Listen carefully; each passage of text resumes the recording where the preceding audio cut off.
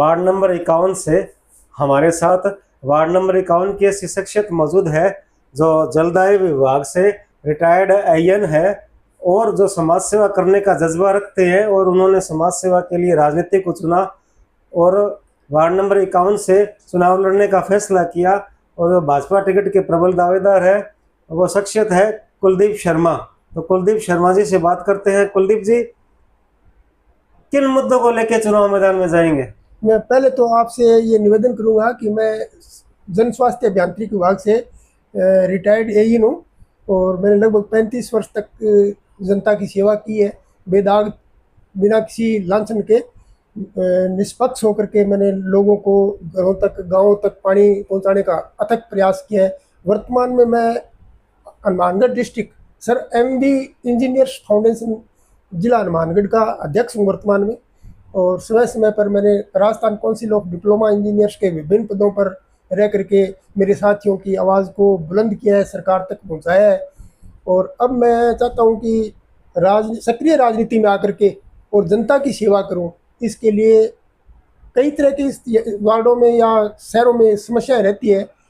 हनुमानगढ़ के अंदर वर्तमान में नहरी जल वितरण की समस्या बहुत भयंकर रूप से है।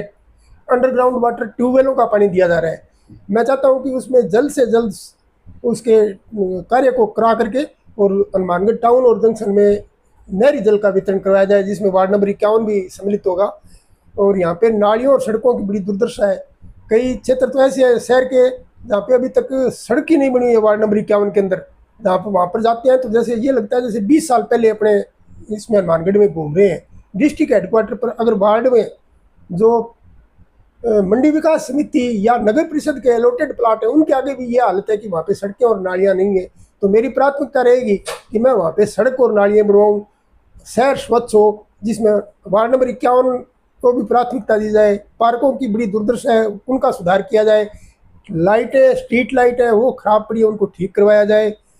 आवारा कुत्तों का कोई इस तरह से हटाने का कोई प्रयास किया जाए। बच्चों को काटते हैं, स्कूल जाने वाले बच्चे बड़े प्रभावित होते हैं। इसी तरह से महिलाओं की सुरक्षा के लिए CCTV लगाने का भी प्रयास किया जाएगा। बस यही समस्या है इस वार्ड की। नशे में बच्चे नहीं जाए, या इस वार्ड नंबर 51 में ये समस्या नहीं है अभी, लेकिन उस तरफ अग्रसर नहीं हो जाए बच्चे, उसके लिए भी प्रयास जारी रहेगा। तो कुलदीप जी, जनता अगर चुनकर आपको नगर परिषद भेजती है तो वार्ड के प्रति आपकी 5 प्राथमिकताएं क्या रहेगी? ये देखो, जैसे मैंने पूर्व में ही आपको निवेदन कर दिया है, बता दिया है कि एक तो इस मानगढ़ शहर की ये समस्या है कि नहरी जल वितरण करवाया जाए, जिसमें वार्ड नंबर 51 भी सम्मिलित होगा। रोड की सफाइयाँ, रोड मोहल्ले की साफ़ सफाई हो, नालियों की साफ़ सफाई हो, पार्कों की स्थिति ठीक हो ताकि वहाँ पे महिलाएं बच्चे घूम सके, बच्चों को खेल कूद की तरफ प्रेरित करना, ये मुख्य रूप से मेरे काम रहेंगे।